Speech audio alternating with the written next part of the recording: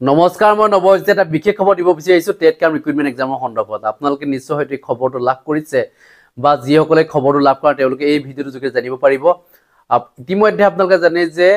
secondary এডুকেশনৰ ৱেবসাইটত উপলব্ধ হৈছে TET কাম ৰিক্ৰুটমেন্ট এক্সামৰ এখন নোটিছ বহুতে এই নোটিছখন ফেক বুলি ভাবিছিলে কাৰণ কোনো ভবা নাছিলে যে ডিসেম্বৰ মাহত পৰীক্ষা অনুষ্ঠিত কৰিব বুলি কাৰণ প্ৰত্যেককে ভাবিছিলে যে অনলাইন আবেদন প্ৰক্ৰিয়া শেষ হোৱা বেছিক দিন হোৱাই নাই লগালগ যে আপোনালোকে যে এনে ধৰণে পৰীক্ষা দিবলৈ পাব বুলি কোনো হয়তো ভবা নাছিলে কাৰণ শিক্ষামন্ত্ৰী মহোদয়ে কোৱা কথাবিলাক কেতিয়াবা সঁচা নহয় কেতিয়াবা আকৌ সঁচা হয় এনেকুৱা হয় কথাবিলাক খেলিমিলি হয় কোৱা মতে নহয় এইবাৰ 100% মানে সঁচা হ'ল কাৰণ পূৰ্বতে এনেকুৱা ধৰণৰ হোৱা নাই আপোনালোকে নিশ্চয় জানে যে পূৰ্বতে যে এই ধৰণে কথা কয় ধৰ এডভাৰটাইজমেন্টৰ সম্পৰ্কত যে এইটো মাহতে ওলাব বুলি কয় সেইটো মাহত নোলায় আপোনালোকে এটা কথা মনত আছে যে 5550টা পদৰ পিছতে আৰু পদ মুকলি কৰি দিয়া কথা কৈছিলে শিক্ষামন্ত্ৰী মহোদয় কিন্তু বৰ্তমানলৈকে কৰি নিদিলে কিন্তু এই যে টেট কাম ৰিক্ৰুটমেন্ট এক্সামৰ সন্দৰ্ভত যি ধৰণে কথা কৈছিলে সেই ধৰণে হৈ গ'ল এতিয়া যে ডিসেম্বৰ মাহৰ 29 তাৰিখে পৰীক্ষাটো অনুষ্ঠিত কৰিব মাজত মাত্ৰ কেইটা দিন বাকি আছে আপোনালোকে নিশ্চয় জানে একেবাৰে সময় নাই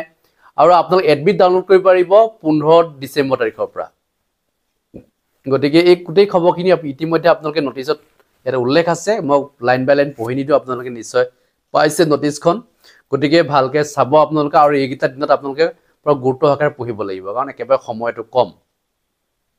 কেইদিন সময় পাইছে আপোনালোকে একেবাৰে সময় নাই গতিকে তাৰ কাৰণে সিলেবাসটো আপোনালোকে নিশ্চয় লাভ কৰিছে পেডাগজিৰ কাৰণে 50 মাৰ্কস আহিব জেনাৰেল ইংলিছৰ কাৰণে 30 মাৰ্কস বেসিক নিউমেৰিকেলছৰ কাৰণে আহিব বেসিক নিউমেৰিকেলছ মানে তাৰ 15 নম্বৰ আগতে নাছিলে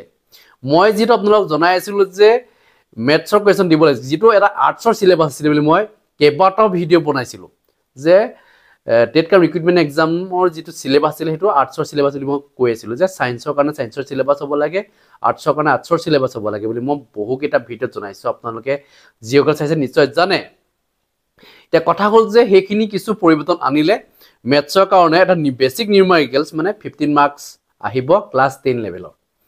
ক্লাস 10 লেভেলৰ যিখিনি কোৱেশ্চন আছে আপোনালোকে চাব হেখিনি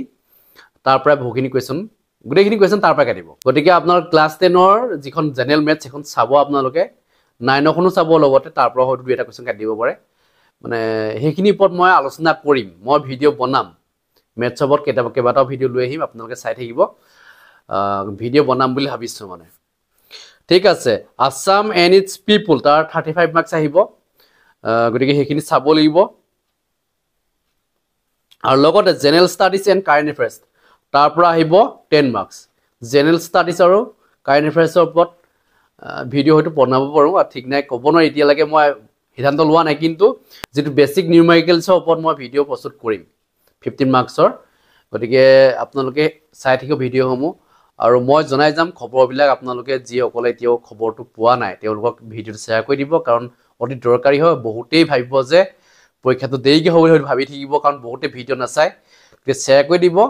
এইখিনি মই জনাইছো ধন্যবাদ জয় অসম